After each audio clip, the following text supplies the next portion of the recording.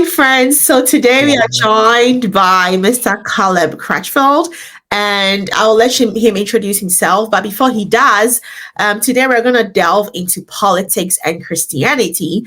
And here are some of the questions we'll answer before he even introduces himself. Like questions like, how should I prioritize my Christian values when voting? Should I vote for a candidate whose moral character is questionable, but aligns with Christian values on policies? Should I abstain from voting if no candidate fully represents biblical values? How should the church be involved in politics, if at all? One issue voting. Should Christians vote based on one issue like abortion or immigration, etc.? So these are topics that it's not just trending in America, but really all over the world, is how Christians can really bring our values and our faith into every area of our lives, and on this subject in politics. So Caleb, please introduce yourself briefly to everyone. Tell us a little bit about yourself. You got it. Well, thanks for having me on, Hannah Rich. And I am, my name's Caleb Crutchfield. I am the founding president of a workplace ministry called Collaborate Good. And I also volunteer with an organization called Colson Fellows, which is part of the Colson Center organization. John Stone Street is the president at this time, and they actually have some great resources on this topic. I will say from the opening that I am speaking on my behalf only. I'm not speaking on behalf of the organization I'm a part of, Collaborate Good, or I'm not speaking on the part of Colson Fellows, but I do think it is important that Christians do engage in this topic and all the topics within the topic. So I applaud you for leaning into this and being willing to have the conversation, even though we might not even agree about some of this. So I think it'll be good for your listeners and your viewers to see how we can even disagree about that, hopefully in the most productive way possible. So yes, I've been married for 16 years and I've got 3 young boys. We live in the Dallas area, and I love engaging in meaningful conversations. So that's part of what the work that I do is inviting people to think about the things that matter to them and consider the values and the beliefs that undergird the things that they care about. I love that. Wow. And Caleb and I, we have so much in common. Our boys. I have 4 boys. He has 3. That's right. And we met through the Colson Fellows. Well, yeah. So I think we both really have that passion of helping people really understand, like you said, their values and the things they believe in and why they believe in those things. And so and today we're talking about politics, and we'll have other opportunities to talk about other issues. So please subscribe if you haven't. Please share this video with other friends that you think will benefit them. And then please to just help to reach more people. So one of the first question I want to really start with, and this is a discussion really, it's, how should I prioritize my Christian values when voting? How do we do that? It's hard. A good question. Yeah. Great question. Well, it's not unlike asking that question about all of life. What should our priorities be as humans? That's a good general question. Exactly. And now for a Christian, what should our priorities be as well? So for the Christian, we have the Bible that informs us of what God desires for us, right? So things like humans, the value of humans. That is a very important topic for politics, and specifically political candidates and governmental systems, right? So we're going to be talking for the most part about our U.S. context in politics and our government and our constitution, our form of government. But to ask some of these questions as we compare it to other forms of government in other countries around the world, and to see how the Christian worldview has influenced that, I think is helpful. But human value, basic human rights are a belief. Even the secular sociologist Yuval Harari says human rights are a belief. Now, he says that in a way that he can dismiss human rights, and that's a dangerous place. Yeah. So asking the question, where does human rights come from? Where is human value founded? And for the Christian, that's because humans are uniquely made in God's image. For loving relationship with God and for loving relationship with others. So made in God's image to love. Yes. That's compelling. Yeah. Christians believe humans are made to love God more than anything else, and to love other people as much as ourselves. Yeah. Now just think about that being the starting point for a government or for politics in general. Who wouldn't want to live in a society that is pursuing that? Not making ourselves the most important, but making our neighbor important and wanting what's best for them. Loving them includes knowing what's good for them and pursuing that. Right? So there has to be a shared understanding of truth and reality to who we are as humans. So that's the starting point, is human dignity, human value. And so you start thinking about the actual political issues that are connected to that. Human life issues has to be at the top, right? So the abortion conversation, and it's very interesting and sad, in my opinion, how the abortion conversation has moved from pro-life and pro-choice to pro-abortion and anti-abortion. And it just shows the progression of our culture today. It just, did you have any comments on that? No, I'm just, it's very heartbreaking to even think that, like in other countries, yes, we are in America, it's the US, but we're also speaking to a global audience. And so other people would even just view America, because America is one of the powerful countries in the world, and to be so reduced to the point where abortion has become like a major determiner in who to vote for, I think it's very pitiful. It's very, very heartbreaking. And then back to what you said earlier about, us valuing other people more. I was just this morning meditating on that scripture, that when Jesus was asked what was the two greatest commands, he's like, love God first, just like you said, and then love your neighbor. So everything, all our decisions should stem from there. I totally agree with you on that. Yeah. But some people will also say, okay, let's think the candidates. Let's forget policies, but let's look at candidates now. Should I vote for a candidate whose moral character is questionable, but aligns with Christian values on policies? Should I vote for this person that I personally do not like? I don't think he's that great, but however, their policies and everything they're doing reflect Christian values and humanity, has humanity at heart. Like, what do you have to say about that, Caleb? That's a great question. Obviously, that's a primary question for a lot of Christians in the U.S. because of Donald Trump and his past and some of the things he says, has said, has done. And I think it's worthwhile. But character also includes, do you do what you say you're going to do? Yeah. And so the candidate character, for instance, I judge people that might be more smooth politically and be able to speak more articulately, or just more hospitably, honestly, not as hostile to their opposing candidate. But it's do I actually do what I say? That's really the true point of integrity and character. Donald Trump actually did what he said he was going to do in his first term as a president. I know it's difficult in other ways because, in the U.S., there might have been both candidates that say they were Christians. So, for instance, Joe Biden was a Catholic, is a Catholic, professing Catholic, but he's going against his own Catholic teachings on the human life issue and abortion, on the family issues of marriage, and the transgender conversation and issues there as well. So their character shows up there as well.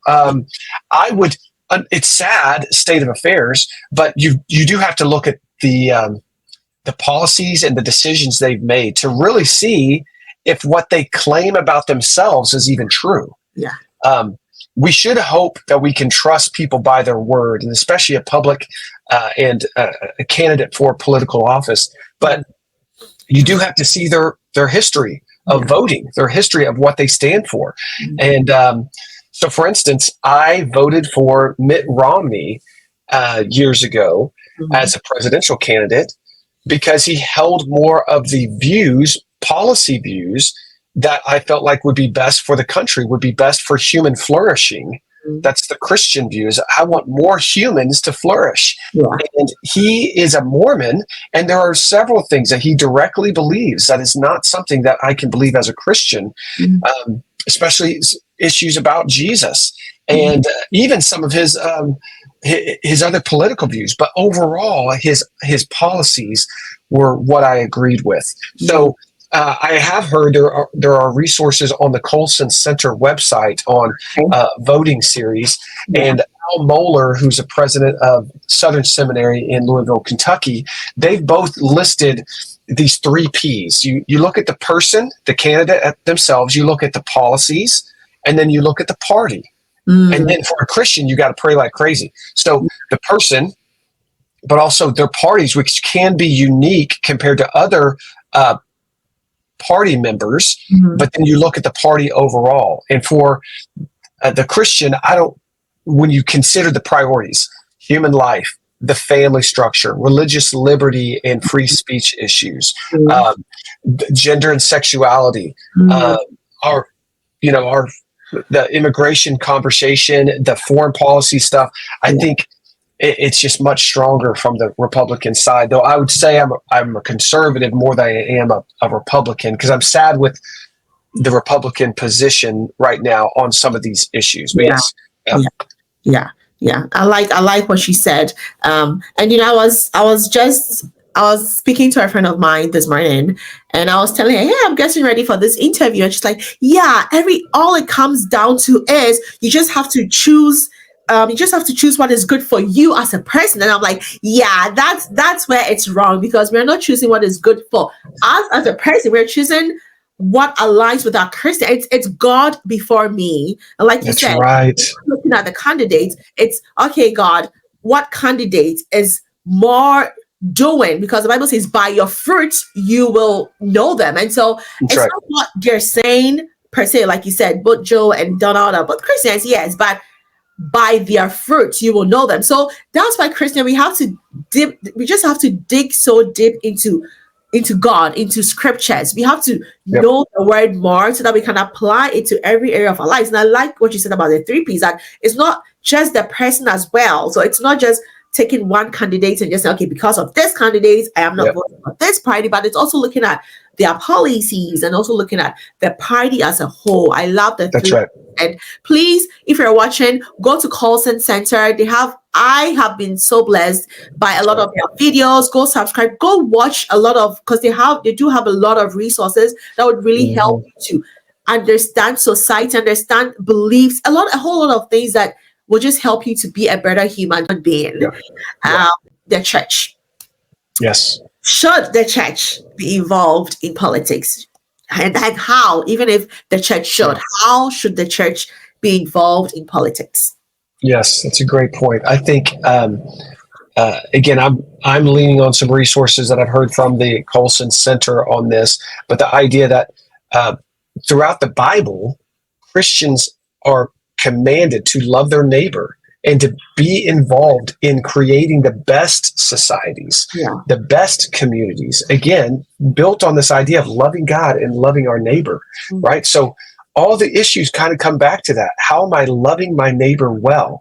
Now, I've heard other people use that in a way that means, I don't think what it was meant to mean from the scriptures, because you can't love without truth. You can't love without the truth and the reality of who we are as humans, right? It's not just love doesn't mean permissiveness, which means letting them, the person you love, just do whatever they want. That's not love. Any parent knows that for sure. And there's always helping our loved ones find the right boundaries there. So the church needs to be involved in that because it's part of discipleship. And if churches are teaching their people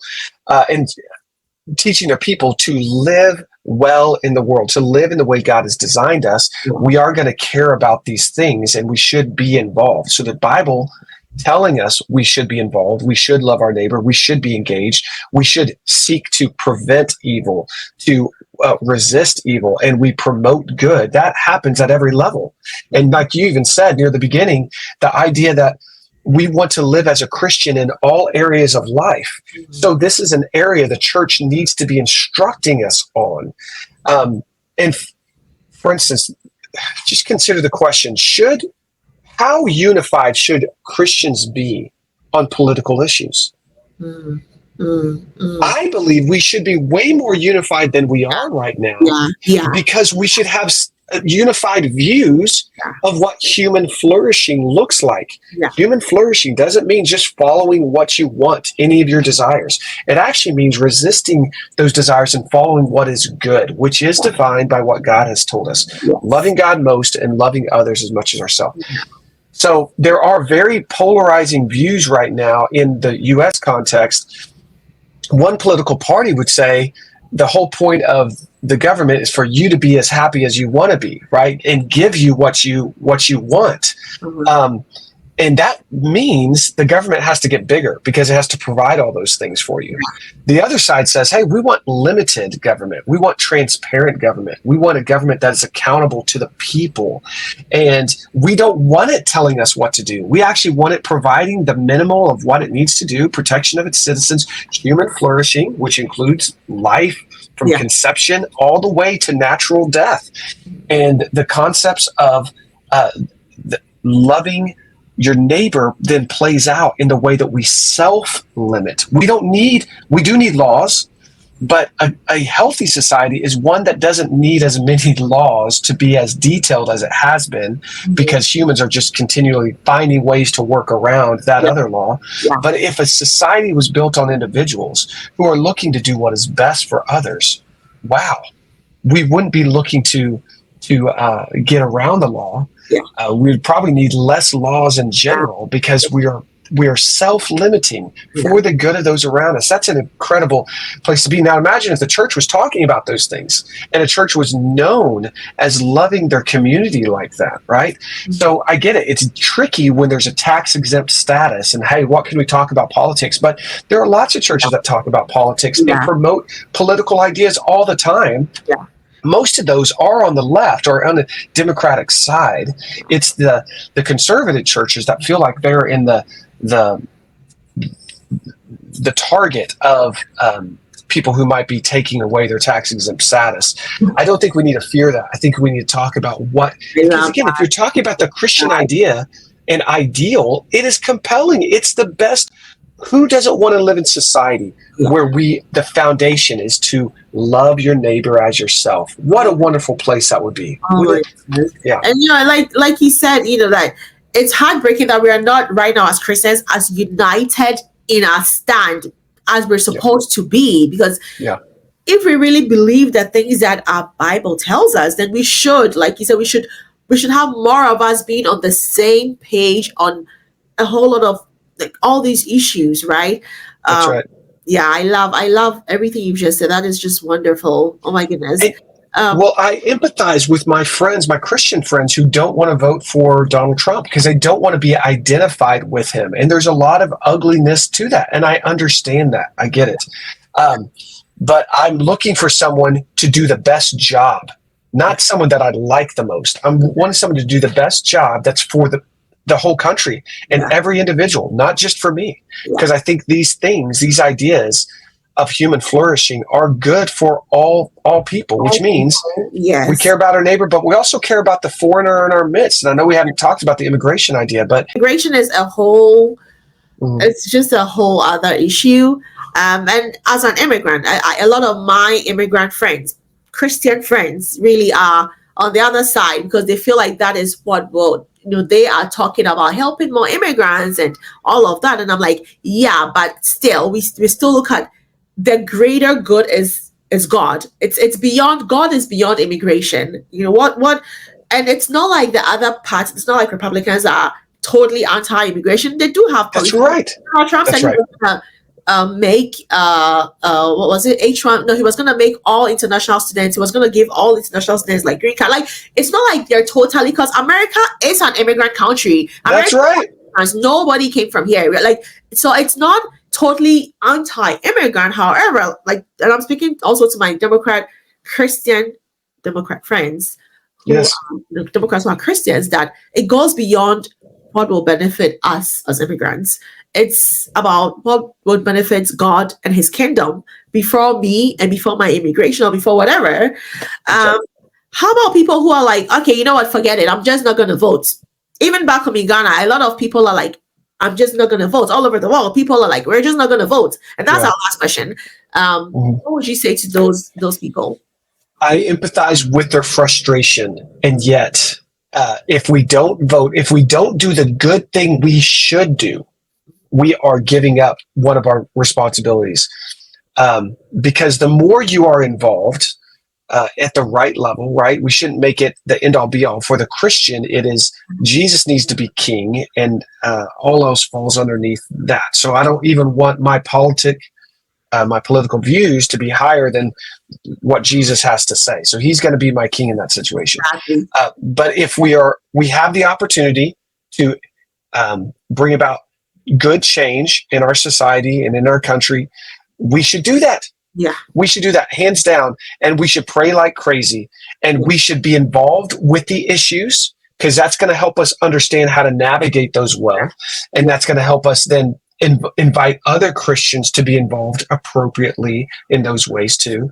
And it's going to help us care about our sphere of influence, which could be, just our immediate communities, but then our city, and then our state, then our country at large. And we can think about that from any context there. And there's that term sphere sovereignty, which says the people closest to the issue are the ones that would probably find the best answer to it. Right. Yeah. So that starts with a family. Yeah. It starts with their community at large. Right. But the more we are separated from the decision makers, the less effective those attempted solutions are. Yeah. So you should do the good thing you can do. So be informed and promote the greatest good you can, because it's not simply the lesser of two evils in those situations. It really is what is the good you're promoting? Yeah. What is the greatest good you can promote? Greatest good, yes. I love that. And I think what C.S. Lewis, I forget the quote, but he did talk about just what the greatest good is. That should be the aim of all human beings. All humanity is aim for that greatest good. And so no matter where you are in the world, you cannot say you're just not going to vote. We empathize with you, all the frustration. Nobody's perfect. Like there's no human being. Even I am not perfect. Even absolutely, none of us are perfect. And so it goes beyond us and our goodness. Because the Bible does say our righteousness are like filthy rags even before God. So all of us are evil, we are bad, we're not good. But what's the greater good that your vote can do for your country, for your other people, for yourself, for your family, for your community? Yeah. So a voting Christian is someone that's hopefully also involved, right? Is being educated, informing themselves, informing those around them that they care about on these issues, and are willing to argue about what's the best way to do this. So Christians, we should engage with friends who believe differently. Yeah. And we should engage with Christian friends to say, hey, how can we best do this? Because we need to discuss all these aspects to say, are we loving everyone in our community the way we should? Which loving means helping them pursue what is true, what is good and again, that's connected to a belief system of what humans are for. Humans are not just for this hyper individualistic life. Humans are for relationships. Yeah. We're going to connect back to the happiness and healthiest. Yeah. That wasn't from the Bible. That's a study that Harvard put out, right? Yeah. And it justifies the Bible's teaching that's what we're made for. Yeah. I'll pull the link to that study in this description, and so you will find it was a brilliant study. I love it because they study people from all the way when they were in college, right? All the way to now. And oh my goodness, a brilliant study. You will love it. Totally watch it. I'm going to put the link to Colson Fellows down below so you can go check out all their resources. And if you have questions, leave them on. And Caleb and I may just come back with a part 2. And before we go, Caleb, I'll let you have your closing remarks. Anything you want to say before we close out? You got it. Yes, I just had one more thought. I just want to encourage your Christian viewers to consider all of politics, just like all of life, is to be submitted to the agenda and priorities of our King, King Jesus. Yeah. Right? We are laying down our agendas for his agenda, Yes. and he wants us to pursue that good agenda for all those around us, right? We're not pursuing that to be right or so that our side wins. We are doing that for the good of those all around us, the good of all people. Yeah. And for those that believe differently, right, have different, political views, different religious beliefs, and a different faith perspective, is to consider what would be a better foundation for a society than one that is founded on this idea of loving your neighbor as yourself.